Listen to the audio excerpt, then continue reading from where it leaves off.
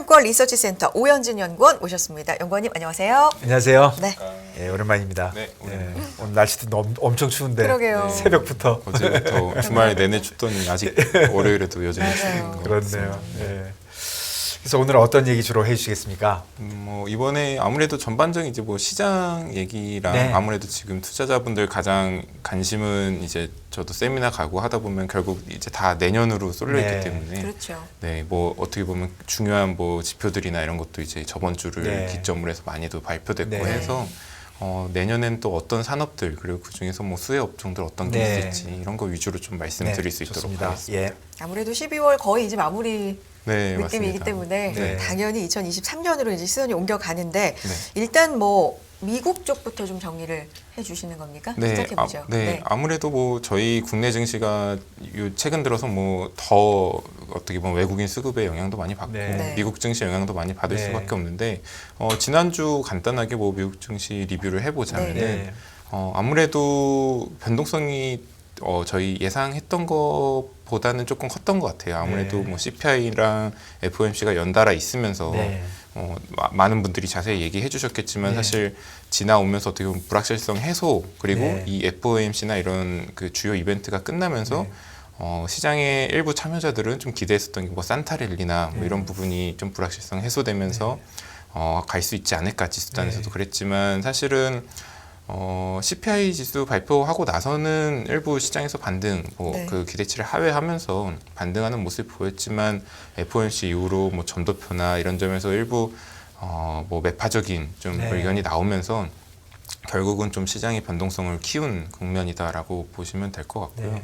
그런 측면에서 뭐 국내 증시도 물론 이제 외국인 그 수급이나 이런 영향으로 인해서 미국 증시보다는 변동성이 좀 덜했지만 그래도 역시나 국내 증시도 비슷한 흐름을 보였을 수밖에 없지 않나라고 보고 있는 상황입니다. 네. 요즘 보면은 국내 증시는 그 수급의 영향을 진짜 많이 받는 것 같아요. 외국인이 조그만 사도 오르고 네. 뭐 그게 지금 그렇게 보는 게 맞습니까? 네, 맞습니다. 예. 워낙에 낮아져 있는 게 지금 아무래도 뭐 국내 외국인 수급을 제외하고는 일부 기관 투자자들이나 네. 개인 투자자들의 수급이 컸었는데 코로나 이후로 이제 급격하게 이제 개인 투자자분들의 수급이 좀 줄어들었던 것도 네. 있고 전반적으로 지금 기관분들의 어떤 투자 이 사이즈나 이런 부분도 전반적인 이제 유동성 그 감소 측면에서 상당히 좀 영향력이 좀 제한돼 있습니다. 그나마도 상당히 좀 뭐 액티브 자금보다는 패시브 자금 위주로 네. 조금 운영이 많이 되다 보니까 기관 투자자분들의 어떤 수급 영향도 상대적으로 좀 줄어든 상황이라 외국인 수급에 더 민감할 수밖에 없고요. 최근 들어서 그런 영향이 좀 더 뭐 환율 변동이 또 커가면서 네. 또 국내 외국인 수급이 뭐 매도나 매수세가 좀 어떤 증시의 펀더멘탈과 상관없이 좀 영향이 끼쳤던 것도 컸고 네. 그런 부분이 뭐 지금 최근에 뭐 외신에 따르면은 뭐 내년에는 원달러 환율이 뭐 1,100원 얘기가 나올 정도로 네. 또 오히려 또 올해와는 상당히 반대 얘기가 나오는 만큼 이 환율 변동이 큰 것도 지금 외국인 수급에 의해서 좀 영향을 많이 받게 되는 영향이지 않을까 보고 네. 있는 상황입니다. 시장의 거래 대금 자체가 굉장히 없는 상황이죠. 그죠. 사실 코로나 때 좀 비이상적으로 좀 많이 네. 늘어났었던 거래 대금이 최근에는 말씀드렸던 개인 투자자분들의 어떤 그 시장에서 이제 떠나가면서 아무래도 그런 부분이 좀 영향이 커졌고 유동성이 아무래도 또 금리 인상기다 보니까 전반적으로 매크로적으로 봤을 때도 과거에 지금 최근 한 1, 2년 대비해서는 상당히 좀 거래 대금 자체가 떨어져 있을 수밖에 없다라고 보고 있습니다. 일단 개인들은 주가가 많이 빠지다 보니까 네네. 그러다 보니까 아무래도 좀 시장에서 좀 빠져나갔다 이렇게 봐야 될까요? 그렇기도 하고 예. 사실 뭐 개인 투자자분들이 뭐 그 아무래도 그 주식담보대출이나 뭐 이런 신용이나 다양한 이제 그런 거래들을 하면서 거래량 자체를 늘렸었을 텐데 아무래도 뭐 지금의 이자 자체도 부담이 그렇고. 커진 상황이고 이러다 보니까 그렇게 좀 공격적으로 운영할 수 있는 여지가 좀 줄어들었다라고. 물론 이제 증시 자체도 횡보해서 조금 일부 하락하는 모습을 보였으니까 그런 부분도 이제 어떻게 보면 거래량 축소로 이어지지 않았나라고 보고 있습니다. 자산 시장이 전체적으로 내려오다 보니까 네. 개인들이 그 주식시장에 투자할 수 있는 여유 자금 네네. 이런 것도 좀 줄어들 수 있고. 네, 아무래도 예, 예, 영향이 예. 크고 실제로도 지금 투자자분들 얘기 들어보면은 네. 오히려 코로나 때처럼 이렇게 한 번에 낙폭이 컸을 때, 뭐 그때 네. 네네. 2020년 뭐 3월달에 네. 이렇게 3월, 컸을 네. 때보다도 더 이탈이나 이렇게 느끼는 체감의 그 어떤 증시의 힘듦 정도가 오히려 작년 내내 계속 이어졌었잖아요. 예상치 않았던 뭐 네. 전쟁이라든가 예, 예. 뭐 금리 인상도 뭐 예상은 했지만 예. 좀 더 가파르게 진행됐고 네. 뭐 이런 부분 때문에 오히려 작년 한 해 이렇게 쭉 이어왔던 증시 흐름이 좀 더 힘들었다고 체감하시는 투자자분들도 많이 있는 것 같습니다. 시장 전체에 좀 활기가 어쨌든 네, 돌아야. 필요한 상황이지 네. 않을까. 단기 좋을 매매도 텐데. 많이 줄었나요? 단기 매매 측면으로 보면 네. 물론 이게 뭐 어떤 수치화된 그런 걸로 제가 확인하진 그렇죠. 못했지만 뭐 단기인지 장기인지 알 수는 없으니까. 네, 근데 오히려 최근의 장의 흐름을 보면은 올해 내내 약간 좀 가장 그 주도 섹터랄까 이런 걸 찾아보면 딱히 없고 오히려 그 순환매적인 네. 그 투자 흐름이 연초부터 좀 이어졌었어요. 네. 그러다 보니까 상대적으로 이런 단기 투자 금액 자체는 좀 커지지 않았나라고 네. 보고 있는데 아무래도 단기 자금이라는 것 자체가 뭐 빨리 들어왔다 빨리 네. 나가다 보니까 네. 전반적으로 이렇게 증시에는 그렇게 그 체력적인 측면에서 좋게 작용은 하진 않았다라고 네. 보고 있는 네. 상황입니다. 지수 레벨 자체가 재미가 없을 때 네, 소위 맞습니다. 그럴 때 많이 나오는 얘기가 이제 종목 장세, 네. 뭐 순환매 장세 우리가 그렇죠. 이런 얘기를 예. 많이 네. 하잖아요. 네네. 뭐 산타랠리는 아직 크리스마스는 안 왔지만 네네. 조금 우리가 기대하기 어려운 상황이라고 한다면 이번 주입니다. 그러니까요. 네. 연초 효과 우리가 흔히 네. 1월 효과라고 얘기하는데 2023년 이제 좀 얘기를 들어가 보면 네. 그 부분은 아직 좀 살아 있습니까? 기대를 해볼 만한 여지가 좀 있을까요? 개인적으로 뭐 저희 하우스 뷰도 네. 그렇고 내년 1월부터는 그래도 좀 그런 부분을 연초 효과를 기대해야 되지 않을까. 물론 말씀해주신 것처럼 산타랠리아 조금 지금 환경상 뭐 이렇게 기대하기 좀 어려운 부분도 있긴 하지만 내년 연초를 좀 기대할 수 있는 것 좀 다른 점이라고 한다면은 일단은 뭐 저희가 아무래도 이 증시단에서 내년도 뭐 이 매크로 환경이 크게 변하기는 힘들 걸로 보고 있어서 갑자기 뭐 금리 인하 기조로 가거나 뭐 이런 측면에서 유동성이 풍부해지거나 그렇게 가기는 힘들다 보니까 결국은 순환매 장세라든가 아니면은 개별 종목 장세 이런 거를 많이들 기대를 하고 있어요. 네. 그러다 보니까 결국은 개별 종목 장세가 이어진다고 했을 때는 그 산업이나 그 업종의 어떤 모멘텀에 의해서 증시가 좀 아웃퍼폼하는 업종이 많이 나오는데 네. 1월에는 늘상 있었듯이 뭐 CES도 있고 CES 같은 경우에는 라스베가스에서 진행되는데 다양한 원래는 뭐 핸드셋이나 가전, IT 네. 위주로만 진행됐었지만 최근에는 뭐 AI나 뭐 네. 일부 뭐 헬스케어도 들어오고 디지털 헬스케어도 들어오고 많이 융합이 좀 된 것 같아요. 네, 융합이 많이 네. 되고 그 적용되는 산업, 뭐 그 선보이는 산업 자체도 많아져서 특히나 최근에는 뭐 모빌리티나 이런 부분도 거의 주가 되다시피 해서 되다 1월에 보니까 있나요? 네, 1월에 네. 있습니다. 예.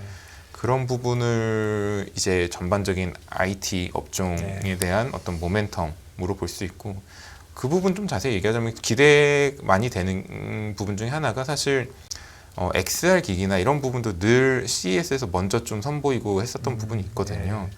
그리고 폴더블 같은 이런 핸드셋 쪽에서의 어떤 폼팩터 변화 이런 부분도 CES에서 항상 늘 먼저 선보였었던 부분이 있었던 부분이라 기존의 관련 업체들이 지금 많이 좀 그 주가 밸류에이션 측면에서는 매력이 높아졌어요. 반대로 이야기하면 좀 주가가 많이 예, 주가 내려왔으니까. 네, 네. 많이 쉬었었는데 예. 이런 게 하나의 모멘텀이 될 수 있지 않을까 싶고 뒤에서도 말씀드리려 했던 부분 중에 하나가 CES를 기반으로 투자자분들이 그 기대하고 있는 산업 중에 하나가 로봇 쪽이에요. 네. 예. 아무래도 로봇 같은 경우도 최근에 대기업의 투자들도 본격적으로 시작됐고 코로나를 기점으로 해서 뭐 인건비라든가 이런 부분 네. 때문에라도 이제 자동화에 대한 네. 수요가 많이 늘어나면서 CES에서의 그런 그 어떤 로봇 산업에서의 역할 이런 부분도 상당히 좀 주목을 받을 수 있지 않을까 싶고요. 또 뭐 저희 뭐 그 다양한 그 제약 바이오 관련된 학회들도 1월 달에 있어서 작년은 좀 쉬었지만 사실 전통적으로 1월 달에 좀 제약 바이오 업종들이 많이 강세를 보였었거든요. 그래서 투자자분들은 이런 좀 모멘텀 어떻게 보면 IT랑 헬스케어는 특히나 뭐 제가 아무래도 중소형주 담당이다 보니까 네. 코스닥 시장에서 되게 큰 섹터 중에 네. 하나였는데 작년이 제일 어려웠던 두 섹터 중에 하나였거든요. 예. IT랑 헬스케어. 진짜 작년에 뭐 올해죠. 네, 올해 올해. 내내 네, 그냥 맞습니다. 진짜 괴로웠던. 네, 맞습니다. 예, 바이오 예, 업종들도 예, 워낙 예. 많이 쉬고 그래서 예. 1월 달에 이런 학회나 이런 분위기 좀 반전에 모멘텀이 좀 CES든 이런 뭐 다양한 바이오 관련 학회든 이런 부분이 좀 모멘텀으로 작용하지 않을까 기대를 네. 하고 있는 상황입니다. 뭐 네. 최소한 뉴스가 나오고 할 테니까. 네, 맞습니다. 예, 예, 예. 근데 말씀해 주신 것처럼 이 제약바이오가 굉장히 좀 오랫동안 네네. 힘든 네. 세월을 좀 겪고 있는데 최근에 좀 반등하는 것들 보면은 단기적인 이슈, 뭐 감기약이 모자란다든가 뭐 약간 네, 맞습니다. 이런 부분으로 움직이는 부분들이 있는데 네. 전통적으로 보자면 이게 실적이 나오는 당장 나오는 업종이 아니잖아요. 네네. 미래에 뭐 꿈을 먹고 자라는 업종이다 이런 얘기도 있듯이. 네네. 근데 점점 이제 실적이 중요한 장세가 되고 있다고 하는데 그래도 좀 이슈가 돼서 기대해 볼 만합니까? 두 가지 측면에서 볼 수 있을 것 같은데 네. 사실은 제약바이오 업종이 올해 좀 힘들었었던 것 중에 하나가 뭐 제약사들은 좋았어요. 실적도 좋았고 좋았는데 이제 바이오텍 같은 업체들이 아무래도 당장 돈을 못 벌다 보니까 말씀해 주신 것처럼 이런 업종들은 어떻게 보면 꿈을 먹고 네. 좀 사는 업종이다 네네. 보니까 이 기대감에 의한 어떤 뭐 그 자금 조달 뭐 이런 걸 통해서 일단은 향후에 뭐 신약 개발이 됐든 이런 부분에 대한 기대감을 좀 형성시킬 수밖에 없는 상황이었거든요. 근데 뭐 금리 자체도 올라가고 이러다 보니까 전반적으로 이제 뭐 자금 조달이나 이런 이슈에서도 자유롭지 못했고 이런 부분이 전반적인 바이오텍의 어떤 그 리스크 요인으로 작용을 했었는데 내년도 사실 그런 기조 자체는 크게 뭐 바뀌진 않을 수밖에 네. 없을 것 같아요. 근데 다만 일단 올해를 지나면서 그 업체들이 다양한 뭐 일부 뭐 구조 조정이 됐든 M&A가 됐든 이러면서 살 길을 좀 모색을 하고 있는 상황이다 보니까 내년부터는 그런 부분에서 좀 반전이 있을 수도 있고요. 최근에 또 말씀해 주신 것처럼 좀 이슈를 받았던 게 어떤 감기약이라든가 이런 부분에서는 중국 리오프닝이랑 겹치면서 주목을 받았는데 이 부분은 단순 테마로 끝날 수도 있겠지만 사실 과거에 저희 보면은 진단키트 같은 업종들도 보면 단기적으로 실적이 어마어마하게 쌓이면서 그 주가로도 좋은 측면을 보였지만 실적도 그 추후적으로 이제 좀 좋은 모습을 보였고 그 선별적으로 그때 많은 돈을 가진 업체들이 결국 그걸 가지고 뭐 진단키트가 아무래도 오래 이렇게 지속되긴 힘들었으니까 다양한 이제 M&A 자금으로 활용을 했었거든요. 사실 그렇게 좀 선순환을 탈 수 있다는 측면에서는 감기약 관련 업체들도 충분히 뭐 단순 테마로 끝나지 않을 수 있지 않을까라고 보고 있는 상황입니다. 네. 예, 요즘 보니까 그 벤처 펀드나 뭐 네. 프라이빗 에쿼리 이런 쪽에 돈은 완전히 진짜 비교가 안 되게 작아졌더라고요. 네, 맞습니다. 그러다 보니까 이런 바이오 업체들의 펀딩 같은 것도 어려워졌을 거로 생각은 되는데 네. 이게 IT 업체에서도 이게 좀 작은 데들 있잖아요. 네네. 기술 개발 많이 하는데 이런 데도 영향을 많이 줬나요? 네. 아무래도 물론 대표적인 업종이 바이오텍이라 네. 약간 그런 부분이 좀 부각이 됐을 뿐이지 네. 저도 관련 업체 분들이나 관련 네. 종사자분들 만나면은 거의 뭐 이렇게 자금 뭐 집행이나 돈이 말랐다. 뭐 네. 완전히 돈이 안 돈다고 그러시더라고요. 네, 맞습니다. 예, 예. 그런 부분이 커서 지금도 저도 가끔 이제 비상장 업체들이나 이렇게 미팅을 가게 되는데 네. 가장 먼저 일단은 자금 조달 관련해서 상당히 네. 어려움을 예. 겪고 있는 것 같고 그 부분이 좀 해결된 업체들은 상대적으로 오히려 더 여유가 있는 것 같아요. 오히려 돈이 좀 더 어떻게 보면은 개발 단계나 이런 부분에서 앞서 있거나 좀 아웃퍼폼하고 있는 업체들 위주로 오히려 쏠리다 보니까 자금 자체가 없는 상황에서 예. 그래서 오히려 약간 양극화를 보이는 상황이기도 하고요. 그리고 자금 조달이나 이런 부분에서 좀 자유롭지 않은 업체들은 가장 먼저 이제 우선순위를 두는 게 결국은 캐시플로우를 어떻게 좀 마련을 하냐. 그래서 뭐 소규모라도 남아있는 자금으로 M&A를 통해서 일부 성장성은 좀 없어도 탄탄하게 좀 캐시플로우 역할을 해줄 수 있는 사업 부분을 좀 늘리려고 하고 있고 대표적으로 뭐 바이오 같은 업체들은 뭐 건기식이라든가 이런 쪽으로의 뭐 사업 부분 확대를 통해서 좀 살아남으려고 하고 있다라고 보고 네. 있습니다.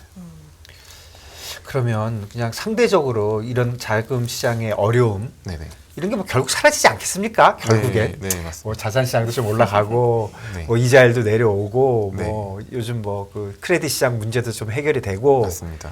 뭐 계속해서 가진 않을 테니까 네. 그렇다고 보면 좀 과도하게 빠졌으니까 지금 네네. 한번 과감하게 사보자 이런 전략에 대해서 어떻게 생각하십니까? 저도 사실 이번에 저희 팀 자체가 이제 혁신 성장 팀인데 네. 저희 팀에서 이제 월마다 월보를 내면서 내년에 준비를 어떻게 할까 네. 봤을 때는 말씀해주신 것처럼 약간 밸류에이션 매력이 많이 부각이 돼 있으니까 아무래도 이 중에서 물론 이제 내년도 이제 뭐 IT다 해갖고 막 주도적으로 막 네. 모든 섹터가 가거나 이러기는 힘들 걸로 보여지긴 해요. 네. 아무래도 소비 자체가 크게 위축될 수도 있고 이러다 보니까 뭐 가전이 됐든 이런 부분에서는 네.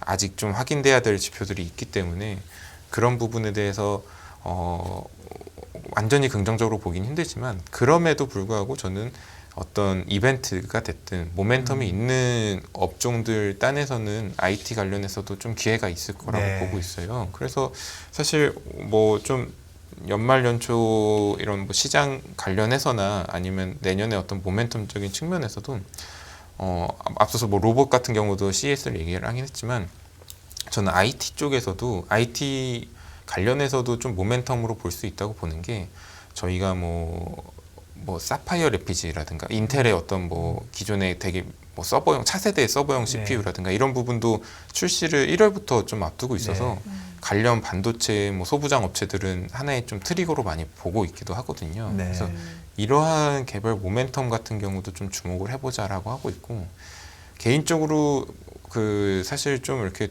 자금 여력이 많이 없어져 가고 있는 와중에도 자금을 오히려 좀 풍부하게 잘 쌓아왔던 업체들은 오히려 내년에 가감한 투자나 이런 부분을 진행할 걸로 보여지거든요. 대표적으로 지금 디스플레이 업체가 많이 안 좋다 네. 하고 있지만 사실 그거와 극명하게 좀 다르게 삼성 디스플레이 같은 경우에는 상장사는 아니지만 상당히 올해도 그렇고 돈도 많이 벌었고 감가상각이나 이런 부분에서도 상당히 뭐 내년부터는 좋은 국면을 맞이해서 내년부터는 또 투자도 일부 집행을 할 수 있는 여건이 돼 있어요. 그래서 관련된 중소형 업체들도 사실 좀 수혜를 볼 수 있는 업종들도 있어서 네. 이렇게 어떻게 보면은 전반적인 업종에 대한 수혜라기보다는 일부 실질적으로 좀 뭐 수혜가 있을 수 있는 이벤트 위주로 관련 업종들은 지금이 뭐 투자에 좀 적기이지 않을까라고 말씀드려서 관련 업종들 뭐 추천도 많이 드리고 있습니다. 네. 그렇군요. 네. 삼성전자나 SK하이닉스는 지금 실적 우려가 엄청 나오잖아요. 네, 특히 맞습니다. SK하이닉스 같은 경우는 이제 다음 실적에서 뭐 적자 얘기까지도 지금 좀 나오고 네. 있는 상황이기 때문에 네. 그 두 개 기업이 받쳐주지 못함에도 불구하고 밑에 단의 IT 소부장이 갈 수도 있다라는 모멘텀이 있을 수 있다라고 보시는 겁니까? 네, 그 기회를 좀 약간 네. 찾을 수 있다라고 보고 있는 수준인데 사실 말씀해주신 것처럼 하이닉스 뭐 저희 담당 그 섹터 담당자들도 얘기를 많이 하는 게 적자폭도 저희 시장 예상 대비도 뭐 클 수 있다 얘기도 나오고 확실히 센티가 안 좋은 상황인 건 맞아요. 근데 다만 지금 시점에서 적자를 감안한다 하더라도 과거 역사적 이제 밴드를 봤을 때 너무 저평가 국면에 있다 보니까 사실 그 이유를 보는 것 같아요. 지금 측면은 사실 뭐 2분기 올해 같은 경우에는 2분기 실적이나 3분기 실적 나왔을 때는 당장 실적 잘 나오는 업체들 위주로 투자자들의 관심이 많이 쏠렸었는데 지금 이제 아마 그 다음 주부터 이번 주부터 뭐 나이키도 그렇고 마이크론도 해외 실적, 업체들도 네. 실적 발표가 있을 텐데 그때 초점을 많이 맞추려고 하는 게 사실 그 빅테크 기업들도 그렇고 안 좋은 거는 이미 다 알려져 있거든요. 그래서 이제 안 좋은 건 알겠고 과연 바닥이 언제인지 이런 걸 좀 찾으려는 움직임이 많다 보니까 내년에 지금 뭐 저번 주 같은 경우에는 오랜만에 낸드 가격도 뭐 이틀 연속 상승 보이고 이런 부분을 보여주면서 내년에 뭐 한 1분기까지는 안 좋겠지만 2분기를 기점으로 바닥을 잡는다면 주가는 늘 좀 선행을 했었기 때문에 네. 지금 시점에서 과연 지금 바닥이냐 아니냐를 보고 좀 결단을 해야 되지 않을까라고 보는 투자자분들도 많이 있는 것 같습니다. 그렇네요. 사실 내년 그 주가 전망하라 그러면 네. 어느 때보다 밴드가 좀 작은 것 같아요. 네. 진짜 안 움직인다고 하잖아요. 네, 맞습니다. 제가 보니까 이럴 때 많이 움직이던데. 오히려 맞습니다. 좀 다르게. 예, 이럴 때 다들 전문가분들이 밴드를 작게 보는 해에 꼭 많이 움직였는데. 네. 전문가분들이 많이 틀린다는 말씀이십니다. 거의 맞을 데가 없죠. 네. 그렇네요. 지금 그러면 말씀해 주신 게 결국에는 순환매 종목 장세는 내년에도 어쨌든 이어질 거다. 네. 매크로적으로는 크게 우리가 뭐 달라질 만한 네. 기조가 없기 네. 때문에 그러면서 뭐 로봇이나 제약바이오나 IT 중소형 쪽에서 좀 기회를 찾아보자 말씀해 주셨는데 이외에도 네. 좀 관심 가져볼 만한 섹터 생각해 두신 거 있으실까요? 저는 사실 그 외적으로는 저번에 제가 출연했을 때도 아마 관련 업체 얘기하면서 했던 얘기인 것 같은데 친환경적인 부분도 친환경 제품군이나 사업 부분을 좀 확대하는 업체들 위주로 많이 좀 봐보자라고 하고 있어요. 그 네. 영위하고 있는 사업이 뭐 IT가 됐든 뭐 소비재가 됐든 네. 뭐 소비재 같은 경우도 보자면은 나이키 쪽이나 이런 그 큰 글로벌 업체들은 지금 소재나 이런 거를 어떻게든 친환경적인 요소 뭐 하냐 ESG가 가장 큰 화두이기 네. 때문에 사실 투자를 다른 데는 줄이더라도 안 줄이는 부분 자체가 반도체나 이런 데는 차세대 공정이었다면은 네. 이런 글로벌 업체단에서는 친환경적인 요소거든요. 네. 그래서 사실 이런 부분 관련해서 좀 늘어나고 있는 업체들도 많이 좀 봐보자라고 하는데 뭐 크게 보면은 사실 최근에 뭐 테슬라를 기점으로 안 좋긴 했지만 전기차도 어떻게 보면은 좀 친환경적인 요소에 따라서 네. 투자가 집행이 됐었던 부분이 있었던 거라 관련해서도 보고 있고 올해 여름부터 상장하는 업체들 위주로 주목을 받았던 폐배터리나 뭐 이런 쪽 관련해서도 사실 내년에도 여전히 성장성은 유효하다고 예, 보고 예. 있거든요. 그래서 이쪽으로 어떤 친환경적인 제품군이나 사업 부문을 좀 적극적으로 확대하는 업체들은 뭐 소비 둔화나 이런 거랑 좀 어떻게 보면 B2C 위반으로 이렇게 그냥 이 사업을 영위하고 있던 업체들 대비해서는 어떻게 보면 정부나 이런 쪽에서 지원책이나 돈이 나오는 쪽이다 보니까 상대적으로 좀 일반 업체들 대비해서는